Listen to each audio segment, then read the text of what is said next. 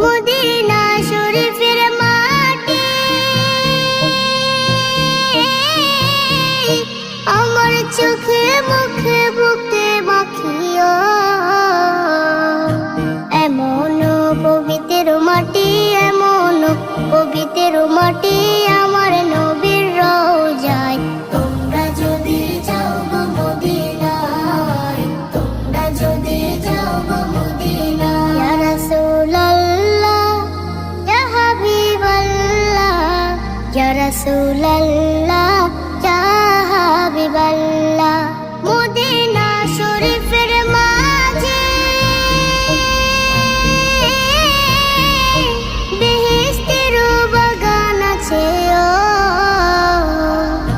সেই বাগানে শুয়ে আছেন, সেই বাগানে শুয়ে আছেন প্যারা নবী মুস্তাফা।